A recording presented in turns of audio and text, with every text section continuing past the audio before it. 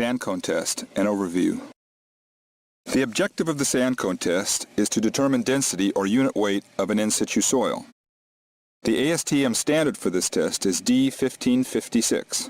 There are a number of in situ density tests in use. The most common are the balloon test, the drive cylinder test, the nuclear density test, and the sand cone test. Of these methods, the sand cone test is the most accurate.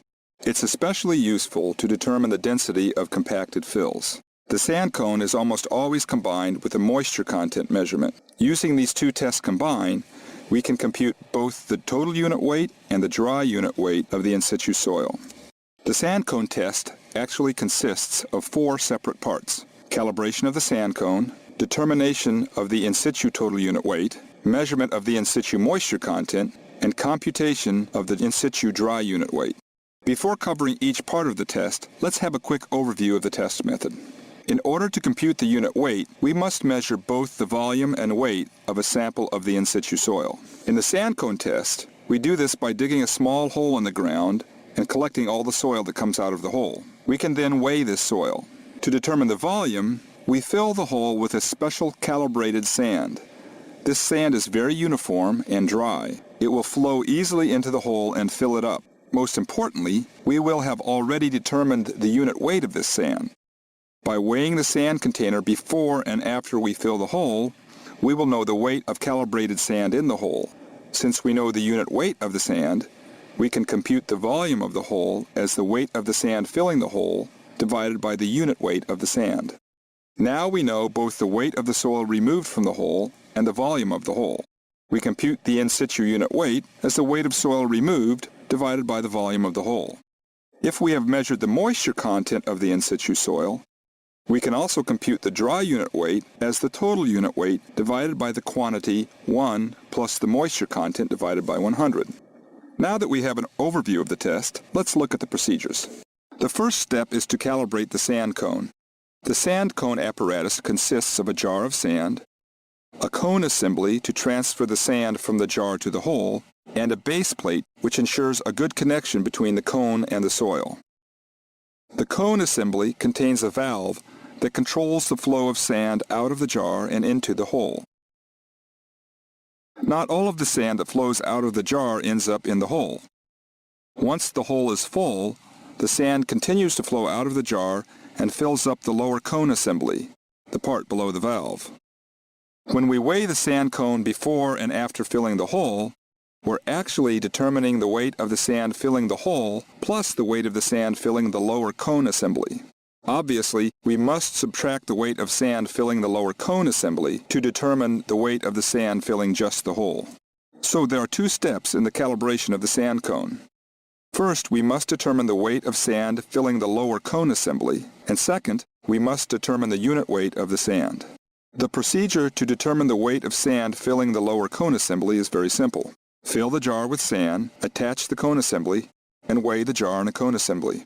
Then place the base plate on a smooth surface. Invert the sand cone and base plate, making sure the cone fits in the rim of the base plate. Open the valve, allow the sand to fill the cone, close the valve, reweigh the jar and cone assembly, and determine the weight of soil filling the cone. Repeat this test 3 times to obtain an average weight of sand filling the cone. To determine the unit weight of the sand, refill and reassemble the device. Obtain a Proctor mold and remove its collar. Leave the base attached to the mold and determine the weight of the empty mold and base.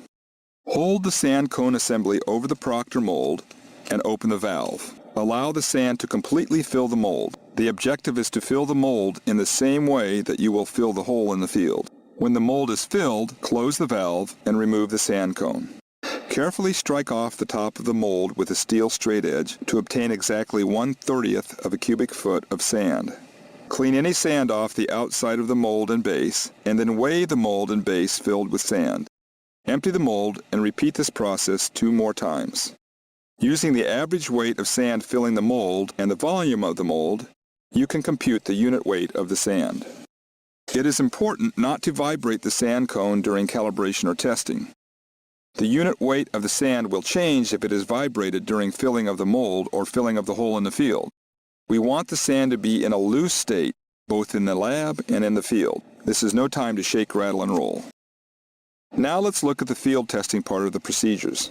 Before going to the field, make sure you've assembled all the necessary equipment as shown. A complete list is in your lab manual. Fill the jar with number 30 silica sand, attach the cone assembly, and record the weight of the sand cone device filled with sand. In the field, locate a relatively undisturbed area. Using the shovel, remove the top few inches of loose soil and prepare a flat surface on which to conduct the test.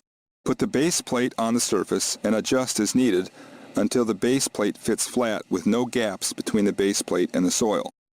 It is especially important to prepare a good surface. A well-prepared surface will eliminate needless errors in the test. With the base plate in place, begin digging the test hole through the hole in the plate.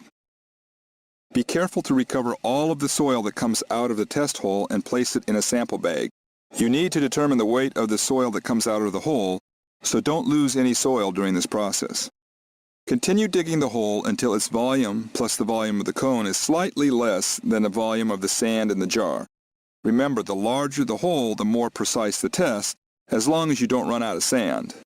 Be sure the rim of the base plate is clean, and then place the sand cone on the base plate, ensuring that the cone fits properly in the rim.